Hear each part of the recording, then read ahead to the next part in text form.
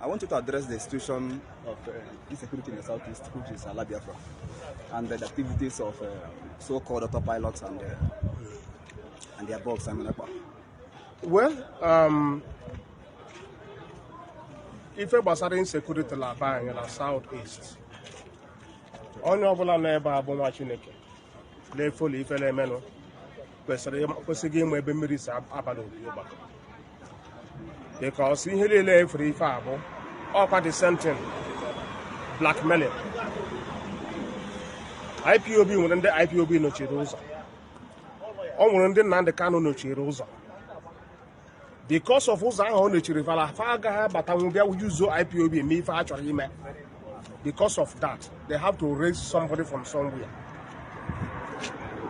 to blackmail the name of Nnamdi Kanu, to blackmail the name of IPOB and ESL, so that everybody can go to Nnamdi Kanu issue basara Biafra, and the man has again bow on your leave in the man. If you put ESL as again bow, ESL in the man, IPOB la chocolate, of which no maybe got many places have committed this crime. If I ne kuna ebido gomebe already, if batale Ihiala bennam, I would Ihiala bennam me example.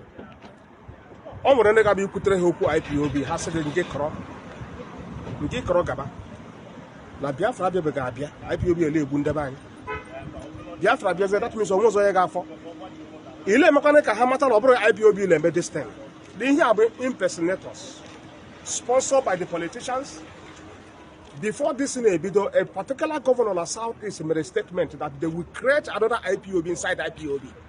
So why can you people get this surprise?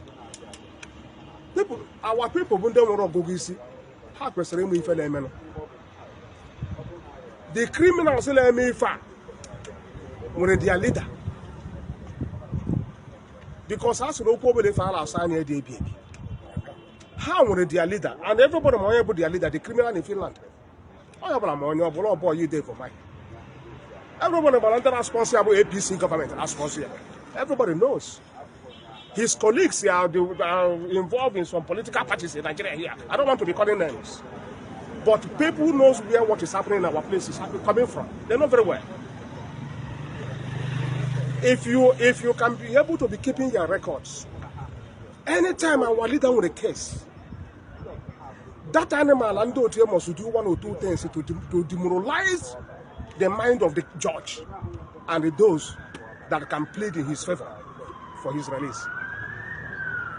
And when they're committing these crimes, you see them using ESN as ID, using IPOB as ID, using Nnamdi Kanu as their leader, but they have their leader. One thing, about the too much because on your might be for a minute in mind. But if they go or found one now go from beginning can go.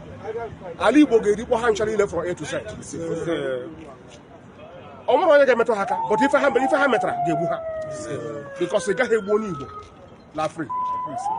The worst mistake you can make is boni back here. Do you understand? Not in the name of Biafra, not in the name of anything. Don't kill an Igbo person. Okay. It's a sacrilege. Okay. Yeah,